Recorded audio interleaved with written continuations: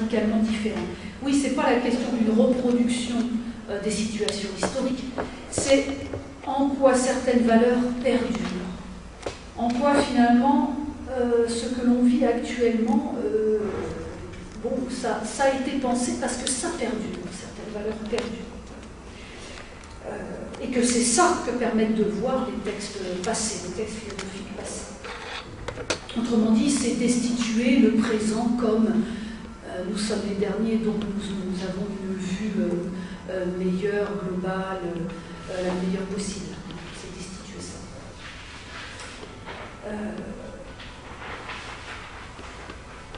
Et bon, on pourra en reparler, mais une histoire généalogique, c'est donc pour François Châtelet une géographie de la philosophie. C'est-à-dire, bon là c'est sa conception de l'histoire. L'histoire pour lui est une géographie, il traite les penseurs et leurs idées en termes de territoire. La géographie, c'est d'abord le rapport à la Terre, c'est la liaison profonde à la Terre, c'est le rapport à la surface, c'est le rapport à l'idée de plan de pensée et non pas à profondeur de la pensée. Vous l'avez senti tout à l'heure avec la question des limites de la philosophie. La philosophie est une géographie. Il a toujours dit, François Châtelet, qu'il aurait voulu intituler son histoire de la philosophie Géographie de la philosophie, mais pour des questions éditoriales, son éditeur n'aurait pas vraiment accepté ce titre, donc il a choisi l'histoire de la philosophie, avec toujours l'idée derrière que c'était une géographie, c'est-à-dire l'attention à la surface, à des plans de pensée, à des territoires de pensée qui se jouxtent, qui se répondent, qui ont leurs limites, qui s'opposent, qui polémiquent. Autrement dit, on sent bien qu'il est contre une histoire de la philosophie qui coule, quoi, hein, voilà. Rien ne ressortirait des débats philosophiques, au sens fort du terme. Voilà. Voilà. Et fini. Oui, mais enfin, là, je crois que je peux, et on peut se remercier, puisque tu as fait quelque chose de très bien, très intéressant, très riche, je dirais presque peut-être un peu trop riche pour que l'on puisse tout en reprendre, parce que tu as donné malgré tout des orientations qui permettent de condenser, si je n'aurais pas la prétention de reprendre, d'ailleurs l'ensemble de ce que tu as présenté est très bien que faire l'objet, si tu le prépares pour ta thèse, de faire l'objet, la base d'une partie et d'un grand développement qui serait présenté de cette façon, peut-être un peu plus resserré, explicité, parce que tu présentes des choses qui sont effectivement l'ensemble d'une philosophie, je dirais presque de la philosophie. On peut guère aborder le problème de l'histoire de la philosophie sans poser le problème de qu'est-ce que la philosophie qui se trouve au centre, et donc d'aborder, en tirant un peu sur le fil, la totalité de la pensée de Châtelet, et même la pensée qui doit être la nôtre. Qu'est-ce que nous pouvons penser à partir de cela, de sorte que je n'aurai pas la prétention donc de tout relever, mais puisque l'on a parlé déjà de Deleuze et de qu'est-ce que la philosophie de Deleuze, il est certain qu'à partir de ces derniers points que tu as mis en relief, la liaison à la géographie, la géophilosophie par conséquent, et également ce rapport entre l'histoire passée, les anciens auteurs, et leur utilité pour le présent, qui est au fond un peu et également la question nietzschéenne, quelle est l'utilité que peut avoir l'histoire pour le présent, là, à travers l'histoire de la philosophie, se trouve également posé ce problème du rapport entre le temporel et l'éternel. Il est incontestable que j'ai, peut-être plus explicitement que j'ai Deleuze, le style, la forme de pensée, on pourrait dire, le style de pensée de Châtelet rejette cette idée qu'il y aurait quelque chose d'éternel que Deleuze en définitive, peut-être parce que je pense qu'il a la même forme d'idée, la même forme de pensée que Châtelet sur les conséquences, ils s'entendent, mais dans le style, il semblerait que dans ce qu'il a écrit, et de ce qu'ils ont écrit avec Guattari, dans Qu'est-ce que la philosophie ne soit pas préoccupée d'une façon outrancière sur ce que j'appellerais l'expulsion de l'éternel. Il accepte d'introduire ce mot, puisqu'ensuite il le fait réapparaître sous une autre forme. On avait vu cette forme ambiguë qui est celle de l'internel et qui fait la différenciation entre ce que serait le temporel proprement dit, l'écoulement, la plongée dans la chronologie de l'histoire, et d'autre part l'éternel en le convertissant vers quelque chose d'autre qui est le devenir. Ce mouvement n'est pas, et effectivement c'est propre au style de chacun, n'est pas absolument présent sous cette forme dans la pensée de Châtelet. On pourrait d'ailleurs montrer qu'il y a, à travers les différentes expressions, beaucoup de concordances et de rencontres. Moi, personnellement, je serais même plus tenté par l'expression de pays, puisque j'en avais parlé aussi, qui serait le temporellement éternel, une éternité temporelle, c'est quelque chose qui peut être repris à travers ces formes de répétition, de reprise, de concepts qui se trouvent plongés incontestablement dans l'histoire, de formes de pensée qui ne peuvent pas être revécues comme telles, les circonstances dans lesquelles elles se trouvent, les circonstances de leur production, de leurs applications sont incontestablement différentes. Il n'en reste pas moins que nous pouvons recourir en les utilisant, en les commentant dans des textes, en les faisant jouer à certaines expressions, à certaines formes de pensée, à certains développements qui appartiennent au logos, justement à cette logique qui en fait est la rationalisation de matière encore chaotique et à quoi procède la philosophie. Nous pouvons encore les reprendre en compte, les utiliser précisément pour, et c'est une expression que je retiens particulièrement de ce que tu as dit, et qui se trouve, d'après ce que j'ai compris aussi chez Châtelet, pour désacraliser le présent. En fait, cette désacralisation du présent, c'est peut-être ce qui m'intéresse le plus dans tout cela, dans la mesure où il y a une sorte d'autosatisfaction, de prétention, de morgue. Là, c'est là où le mot pourrait s'appliquer, d'outrecuidance des penseurs contemporains, des politiques, des moralistes, d'avoir atteint avec le présent la vérité absolue.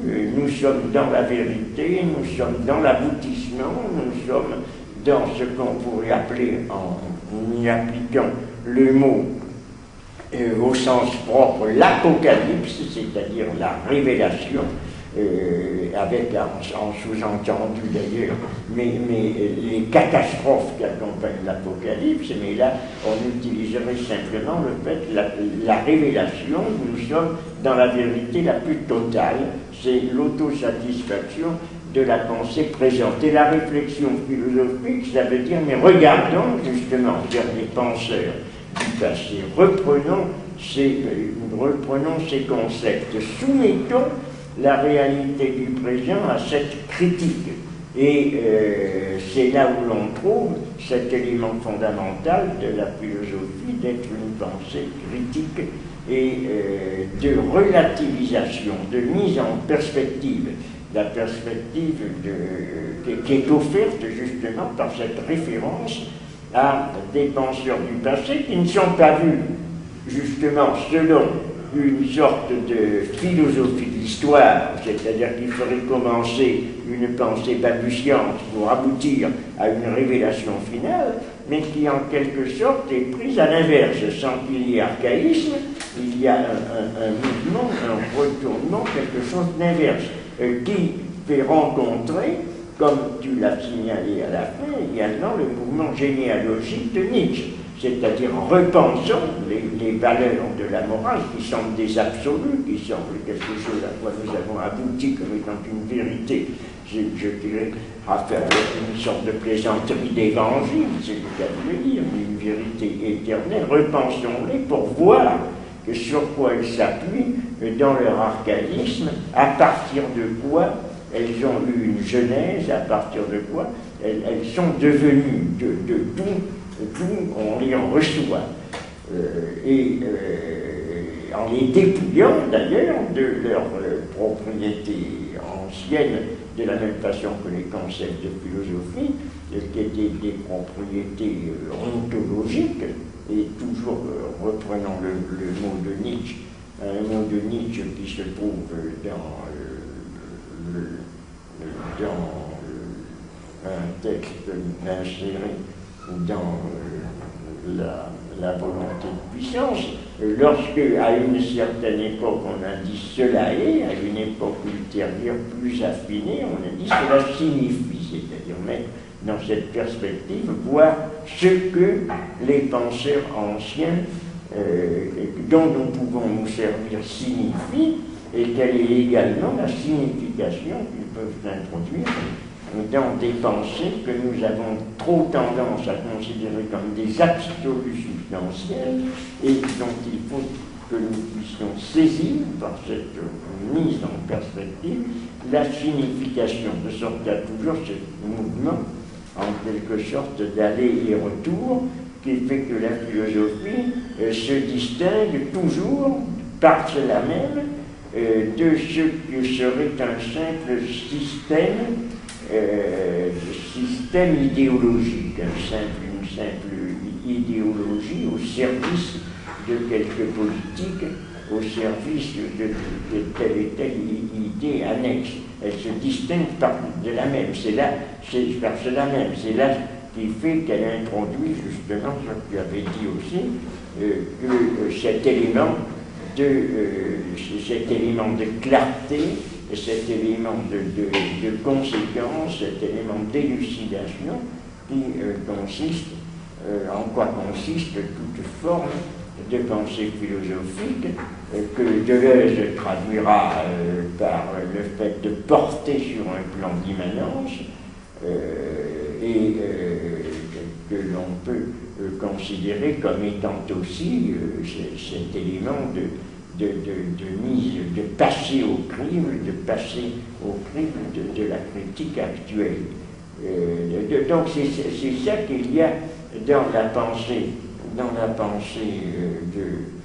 de Châtelet, pour terminer ce que je voulais dire, de détacher l'histoire de la philosophie et la philosophie elle-même de son institutionnalisation, en particulier de son institutionnalisation universitaire, qui en a fait une sorte d'ensemble, une sorte de muraille extrêmement pesante, extrêmement opprimante et stérilisante pour la pensée, pour la libérer en quelque sorte dans son dynamisme, dans son mouvement perpétuel, dans le fait qu'elle n'est jamais immobilisable sous une forme quelconque, que ce soit un système ancien ou que ce soit une prétendue évidence contemporaine. La pensée de Châtelet est une pensée logique qui n'accepte que très difficilement les notions d'une intuition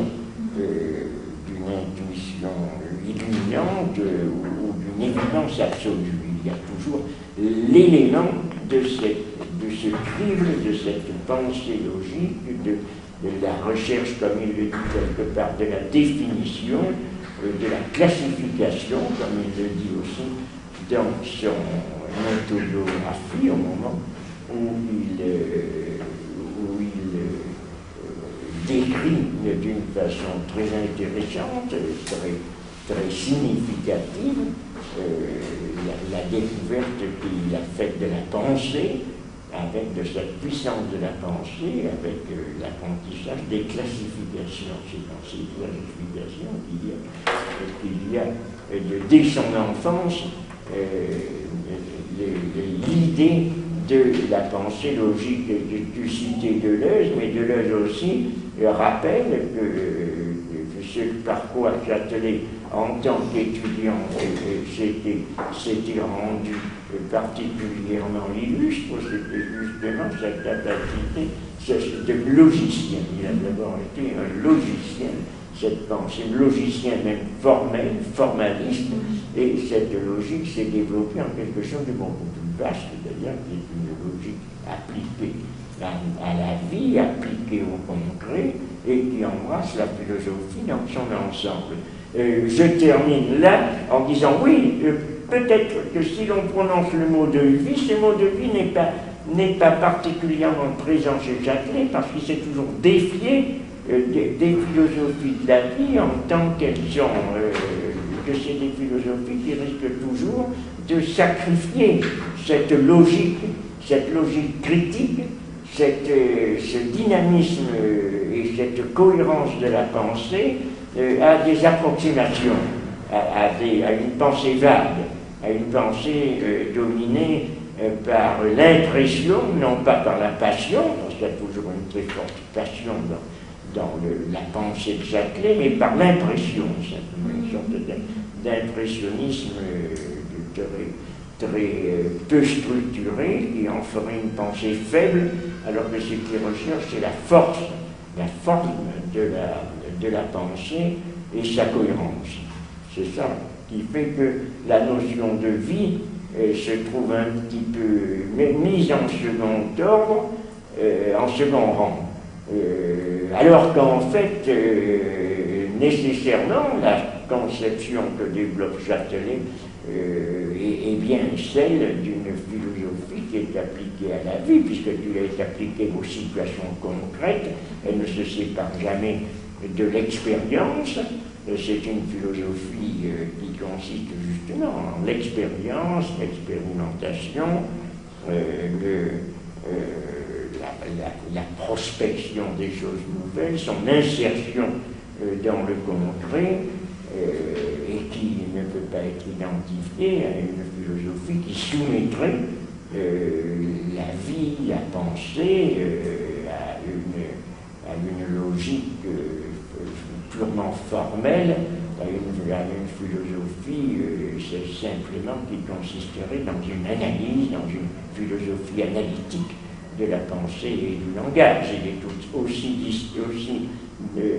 différent, aussi distinct de cette pensée que ne peut l'être de Deleuze, bien que Deleuze ait adhéré à ce qu'il y a de valable et de propre à être repris en compte et animer une pensée dans le actionnisme, alors que Châtelet, lui, au contraire, a affiché une défiance et même une opposition toujours très nette à l'égard de la pensée jacksonienne. Donc il y a là des différences, mais qui sont compréhensibles selon le style que chacun a adopté, bien qu'on ne peut pas considérer qu'il y ait de différenciation fondamentale dans les résultats, ni dans l'orientation. De la même façon, avec Foucault, il est évident que ce n'est pas le même genre, le même style de pensée.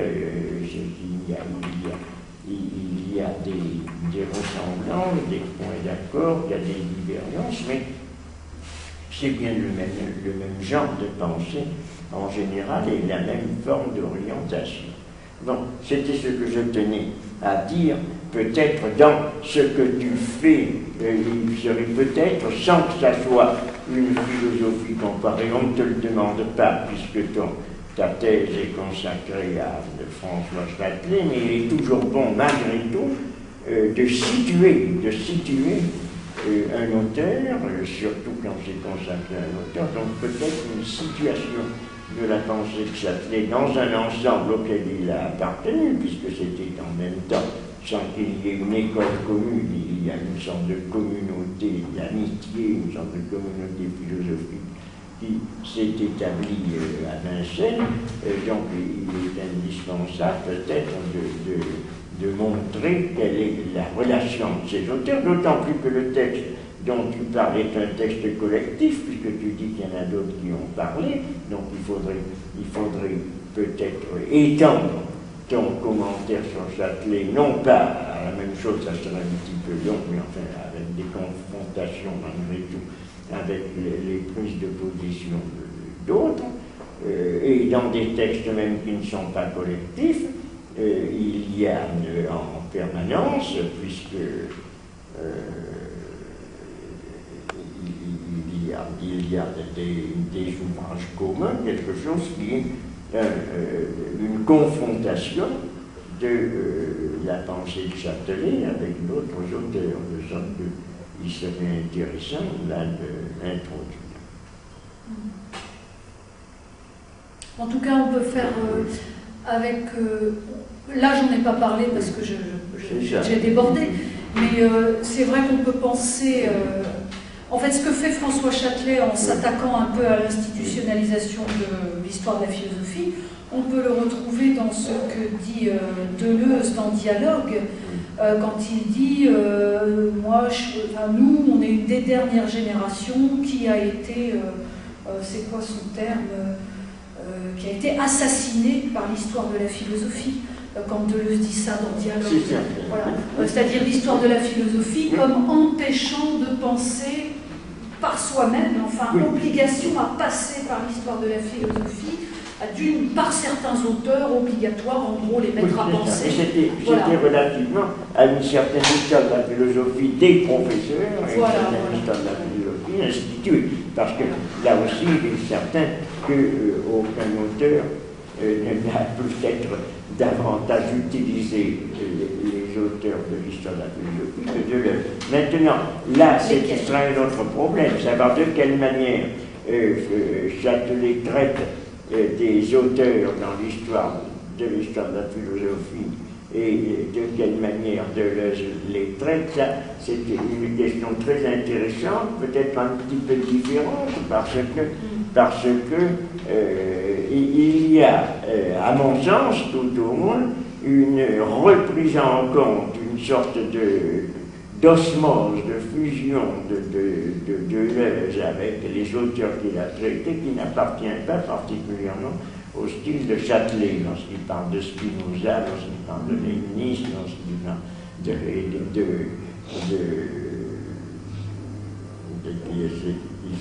de Nietzsche. Deleuze n'en traitait pas de la même façon. Donc là, c'est une autre question. Mais enfin, tu as raison de dire qu'il y a aussi quelque chose qui chez Châtelet apparaître comme une histoire de la philosophie qui immobilise la pensée, et d'autre part, une histoire de la philosophie qui est au contraire un tremplin, une relance, une aide, quelque chose qui constitue des armes pour la pensée actuelle. Et dernier point, j'ai dit que c'était le dernier point, mais enfin, la liaison également entre la philosophie et la politique. C'est-à-dire que pour Châtelet et pour Deleuze de la même façon, pour Foucault aussi d'ailleurs, dans tous ces textes, Lyotard, d'autres, on dirait pour d'autres aussi, mais enfin pour eux particulièrement, il n'y a pas une énonciation philosophique qui ne soit politique, en fait. Il y a, et même on pourrait dire, il y a n'importe quel cadre que l'on introduit, n'importe quelle forme de discipline, la connaissance de soi, c'est une politique de soi, etc. Donc on trouverait cela d'ailleurs et également chez Foucault. Donc la notion de politique est étendue à l'ensemble des activités philosophiques. Tout est politique. C'est ça. Même faire de la cuisine, c'est politique. C'est ça, exactement. Bon, c'était ce que j'avais à dire comme petites orientations, sans quoi c'est très bien, très intéressant. Je laisse on a quand même une dizaine de minutes encore pour réfléchir et pour discuter, même si vous n'avez pas lu les textes dont a parlé Nathalie, vous avez des idées sur ce qui a été suscité, les questions suscitées, et j'aimerais que pour terminer, il y ait une petite discussion ou quelques questions au moins qui soient soulevées.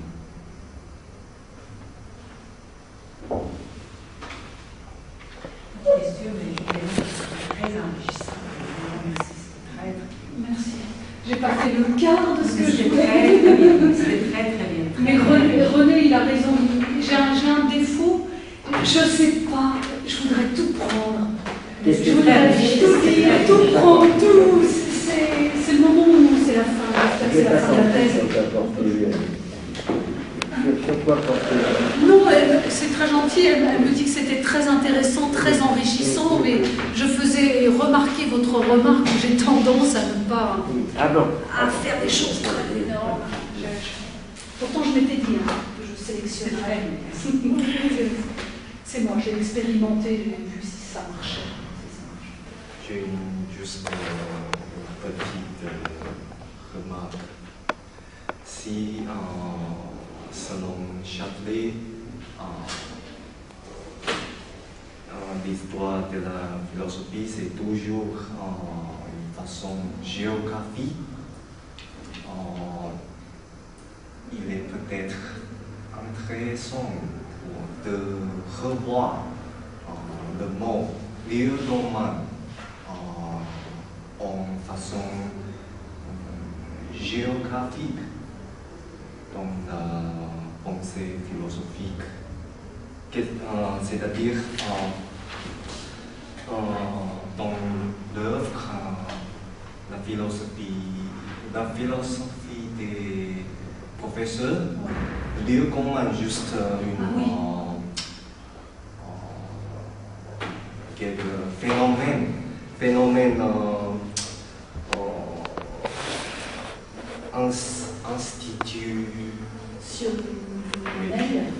oui, c'est ça.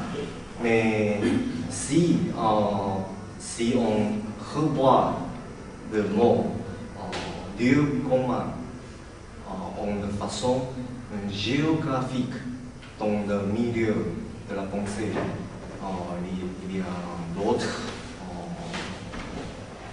peut-être il y a d'autres possibilités. C'est-à-dire,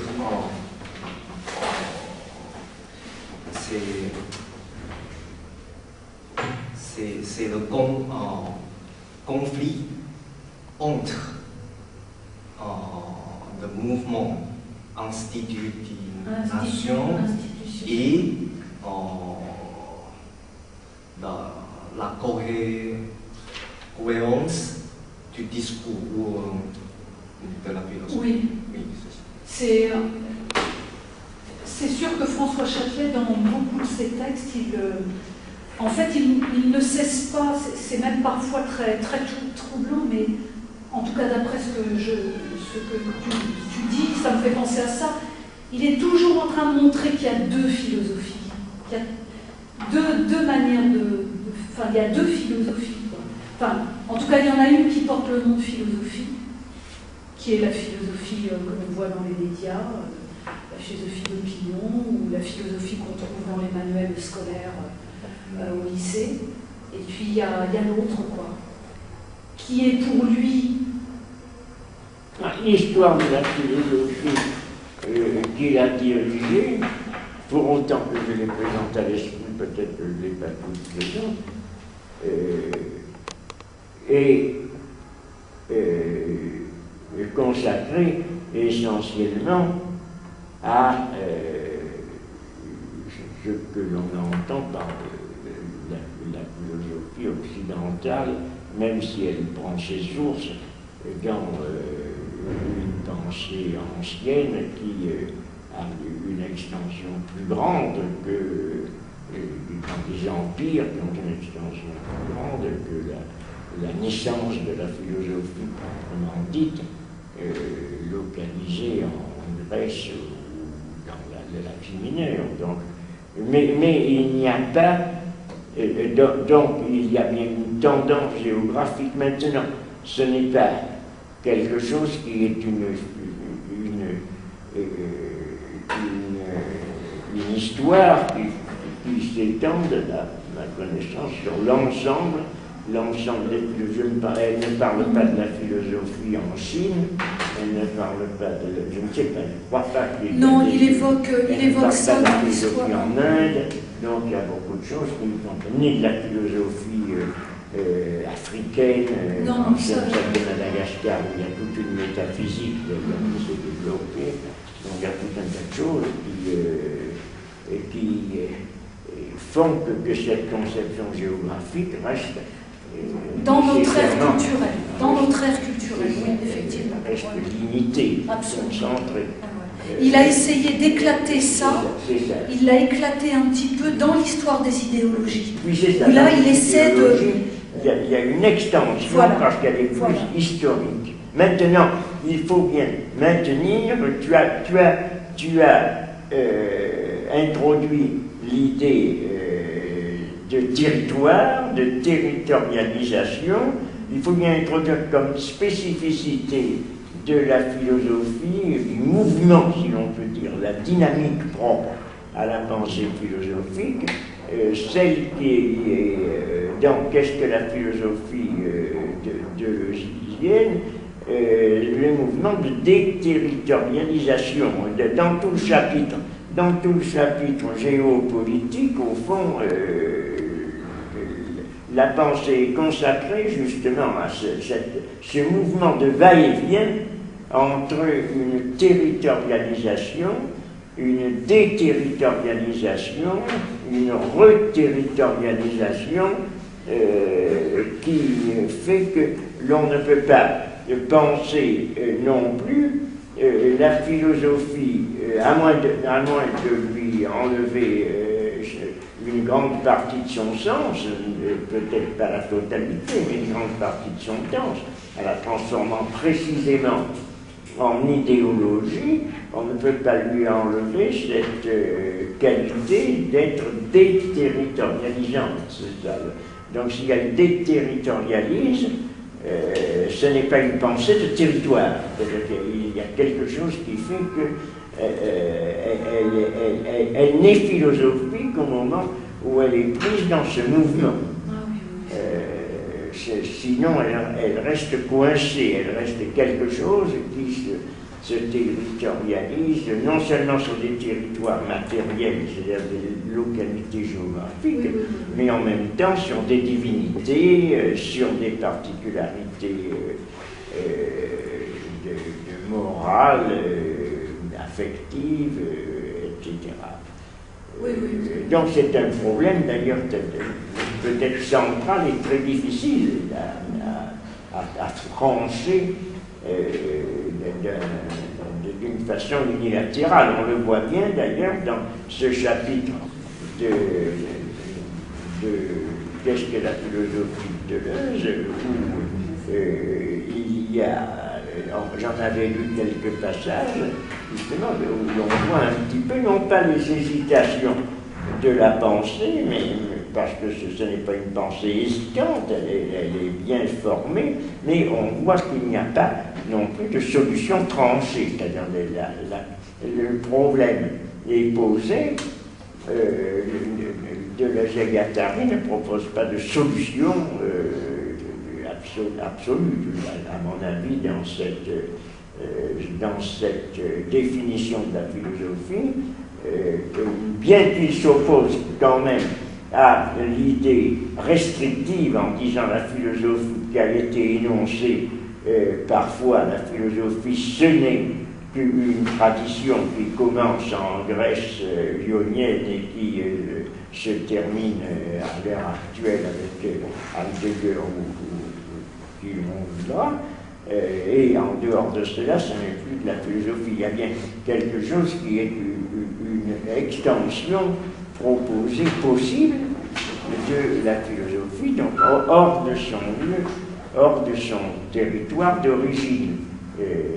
Mais ça ne va pas beaucoup plus loin, puisque malgré tout, il est extrêmement difficile de saisir dans qu'est-ce que la philosophie, quelque chose qui dirait mais il y a autant de philosophie qu'il y a de civilisation, on réserve malgré tout d'une certaine façon la philosophie pour quelque chose qui est un lieu de naissance.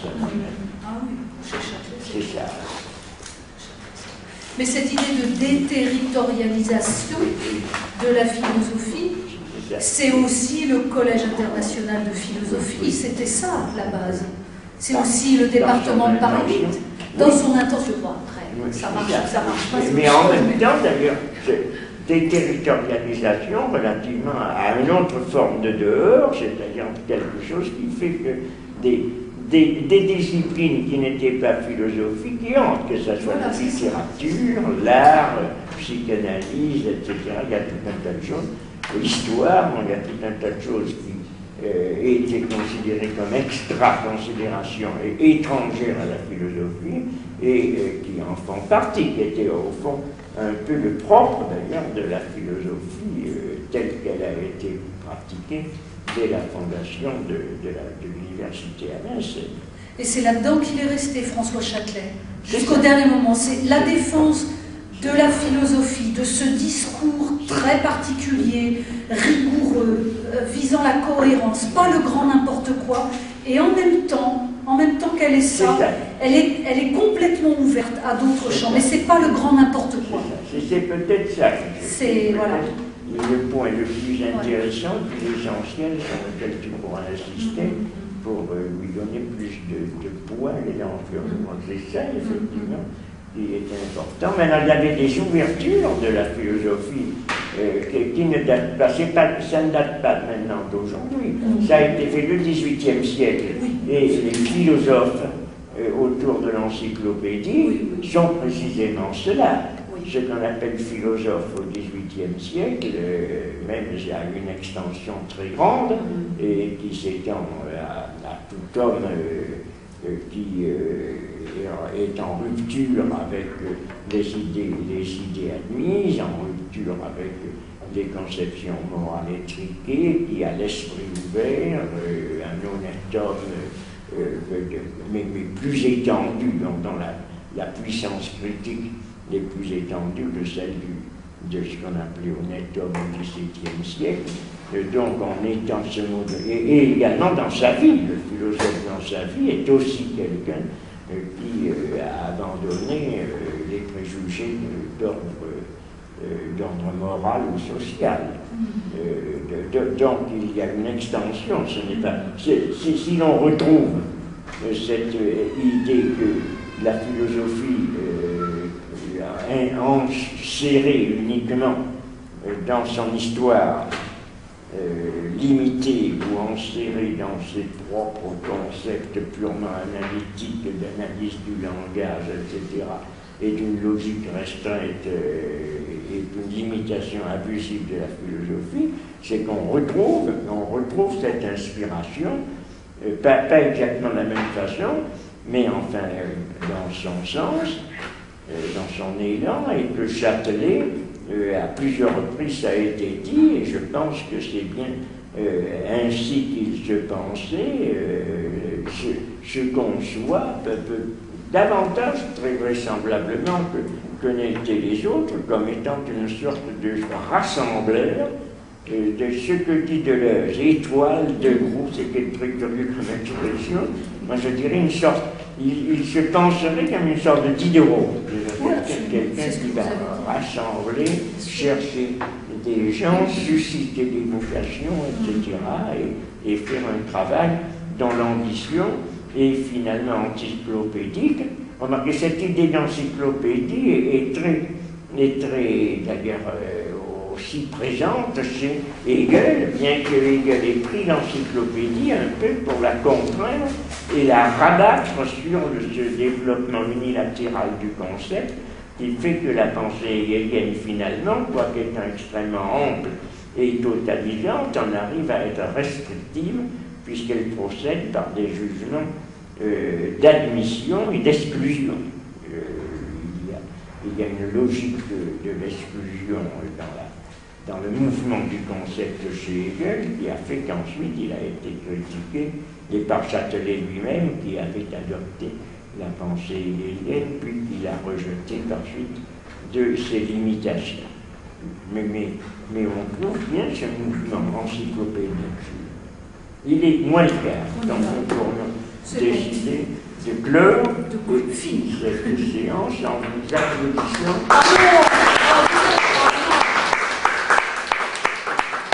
Vous n'avez pas voulu qu'on vous applaudisse la dernière fois, donc on ne va pas applaudir cette fois-ci. C'est une pastille. Vas-y. Faisons suivre les pastilles.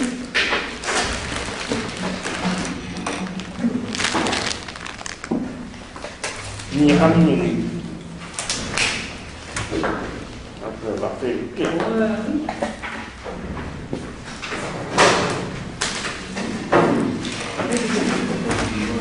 Je distribue les petits ouvrages que j'avais faits. Ah, c'est bien.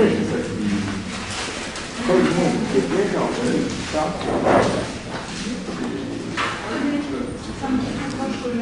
C'est ça, les qualités sont classées. Oh, c'est très modeste, c'est le département des finances. Maintenant, vous ne vous êtes pas inscrit. Vous voulez vous inscrire.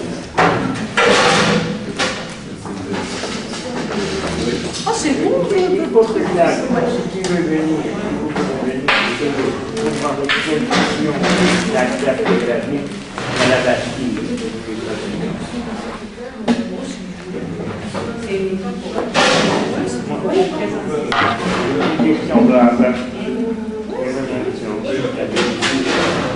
Santé publique. S'accommoder de cette situation est finalement presque aussi criminel que de l'instaurer. Cette journée mondiale de lutte contre le VIH est l'occasion pour toutes les personnes concernées par le sida, les hépatites et les infections sexuellement transmissibles de faire entendre des revendications qui n'ont pas été entendues, en particulier ces 4 dernières années. Des franges entières de la population sont exclues de la recherche, du droit commun, des dispositifs de soins, de dépistage, de prévention, et cela du fait de leur caractère prétendument minoritaire.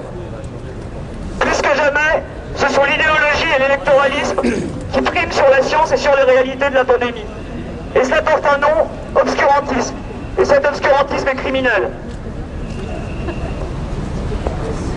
En cette période électorale, les politiques doivent enfin prendre en compte la parole des premiers et des premières concernés. Je dirais presque de la philosophie. On peut guère aborder le problème de l'histoire de la philosophie sans poser le problème de qu'est-ce que la philosophie qui se trouve au centre et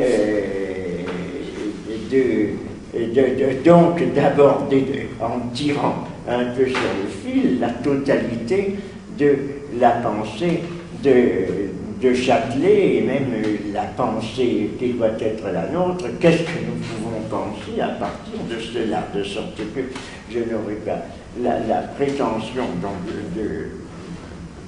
de tout relever, mais puisque l'on a parlé déjà de Deleuze et de qu'est-ce que la philosophie de Deleuze, il est certain qu'à partir de ces derniers points que tu as mis en relief, la liaison à la géographie, la géophilosophie par conséquent, et également ce rapport entre le rapport à la Terre, c'est la liaison profonde à la Terre, c'est le rapport à la surface, c'est le rapport à l'idée de plan de pensée et non pas à profondeur de la pensée. vous l'avez senti tout à l'heure avec la question des limites de la philosophie.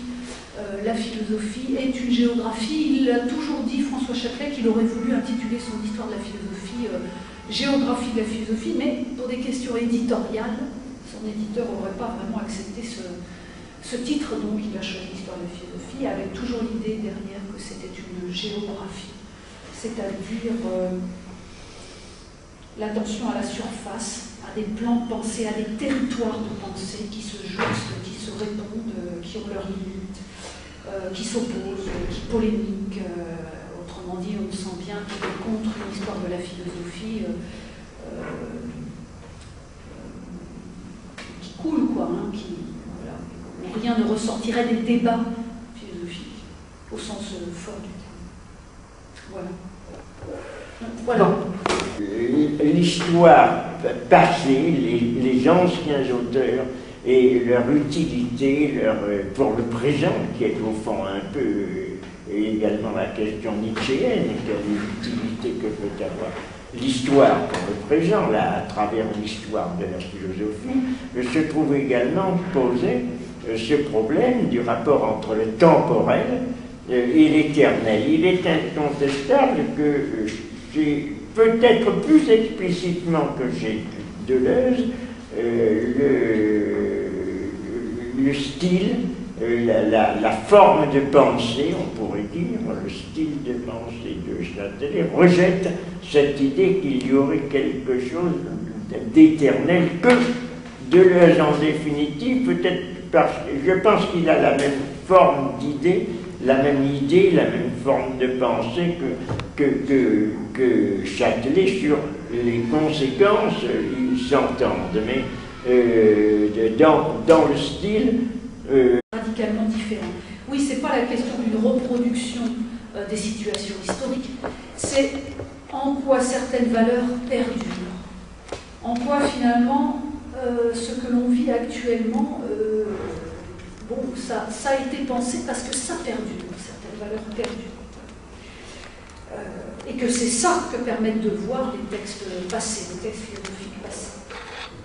Autrement dit, c'est destituer le présent comme nous sommes les derniers, donc nous avons une vue meilleure, globale, la meilleure possible. C'est destituer ça.